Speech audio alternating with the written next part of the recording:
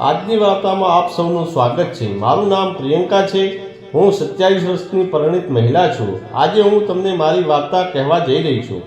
હું ખૂબ જ સુંદર દેખાઉં છું। જે કોઈ મને જુએ છે તેને એવું લાગે છે કે જાણે તેણે કોઈ પરી જોઈ હોય। હું ખરેખર પરી જેવી દેખાઉં છું। મારા પતિ મને પ્રેમથી જલપરી કહે છે। અમારું ઘર ગામમાં જ છે, પણ હું મારા પતિ સાથે શહેરમાં રહું છું, જ્યાં મારા પતિ કામ કરે છે। લગ્નના 7 મહિના પછી હું તેમની સાથે શહેરમાં રહેવા આવી। મારા પતિ ખાનગી કંપનીમાં નોકરી કરે છે। તે તેના બોસની ખૂબ જ નજીક છે અને તેમનો પગાર પણ સારો છે। એક દિવસ મારા પતિ તેમના બોસ સાથે ઘરે આવ્યા। તેમનો બોસ મારી સામે જોતો જ રહ્યો। હું તેના માટે ચા લાવી।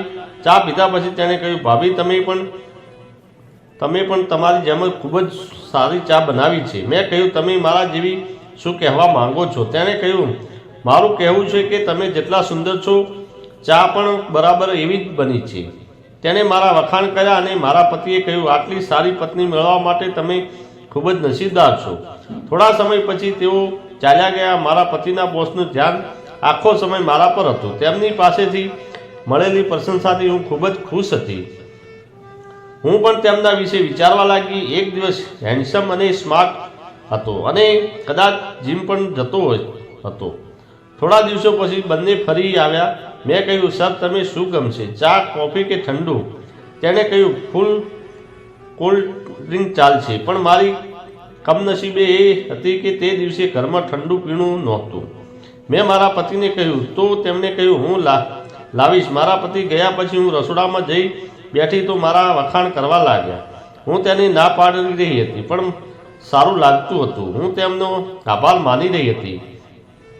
આ રીતે વાત કરતી વખતે તેમણે મારી પાસે મારો ફોન નંબર માંગ્યો। બોસે કહ્યું, પ્રિયંકા, જો તમારે ક્યારેય તમારા પતિ સાથે વાત કરવી હોય અને તે ફોન ન ઉપાડતો હોય તો તમે મને કોલ કરી શકો છો।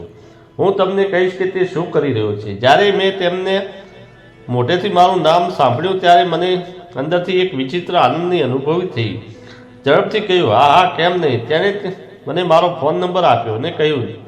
મેં તરત જ કહ્યું। તેણે તે જ ક્ષણે ફોન કર્યો અને મને તેમનો નંબર પણ આપ્યો। મેં નંબર સેવ કર્યો। થોડા વાર પછી પતિ આવ્યો અને અમે ત્રણેય ઠંડા પીણા પીવા લાગ્યા।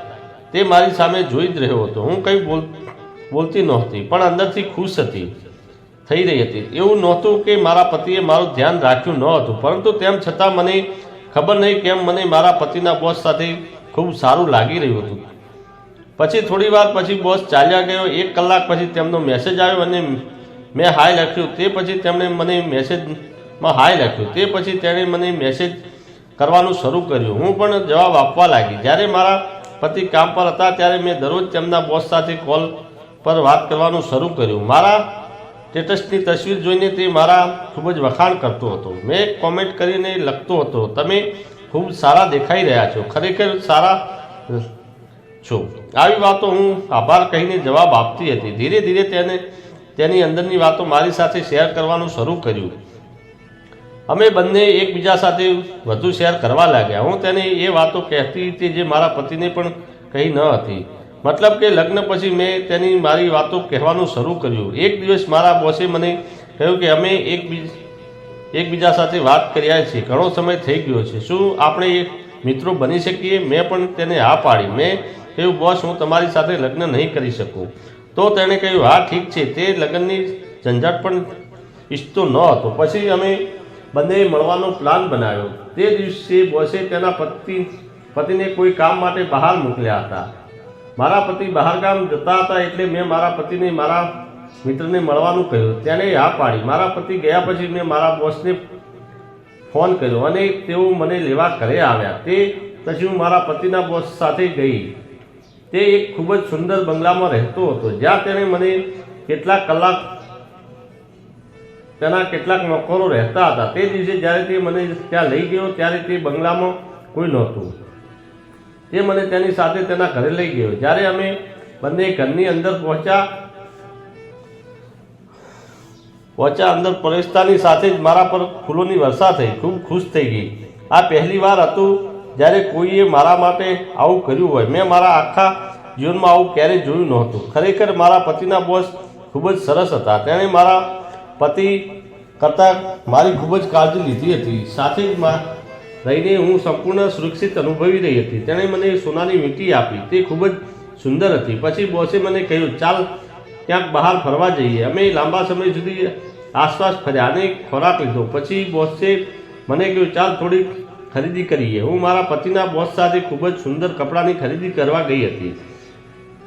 હું ખરીદી કરવા ગઈ તે સમય કે તરત જ મને તે કપડાં પહેરાવ્યા. એ કપડાં હું ખૂબ જ સુંદર દેખાતી હતી. મેં મારા જીવનમાં પહેલીવાર આટલા મોંઘા કપડાં પહેર્યા છે. મારા પતિએ મને આજ સુધી ક્યારેય શોપિંગ માટે લઈ ગયા નથી.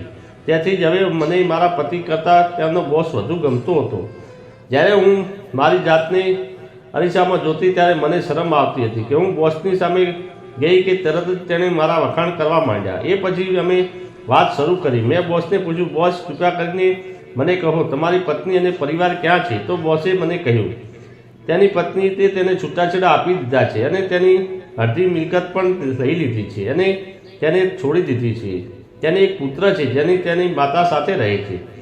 બોસે મને કહ્યું, તે મને ક્યારેય પૂછશે નહીં. તેઓ મળવા પણ આવતા નથી. મારી પત્નીએ મને લગભગ 4 વર્ષ પહેલાં છોડી દીધો હતો. ત્યારથી હું સાવ એકલો રહું છું.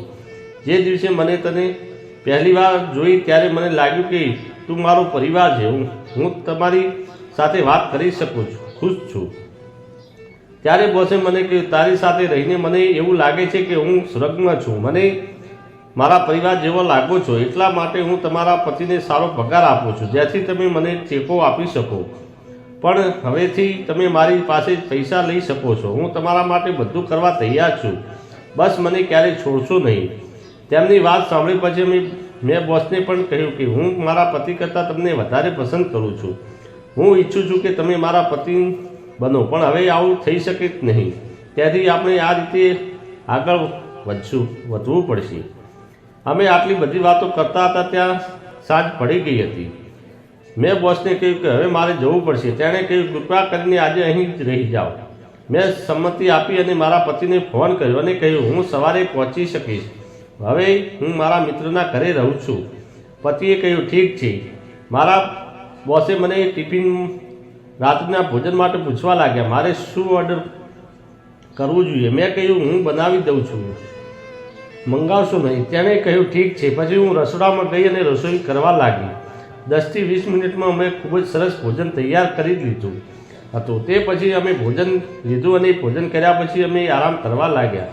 એ પછી અમે બિલકુલ પતિ પત્નીની જેમ રહેતા હતા. પછી જ્યારે સવાર પડી ત્યારે બોસે મને શહેરમાં મૂકી ગયો અને હું ઘરે આવી. જ્યારે પણ અમને એવું લાગે છે ત્યારે અમે બંને પતિ પત્નીની જેમ જીવીએ છીએ અને અમારા જીવનમાં ખૂબ ખુશ છીએ. સાચું કહું તો બોસે મને પત્ની તરીકે સ્વીકારી લીધી છે. તમને આ વાત કેવી લાગી?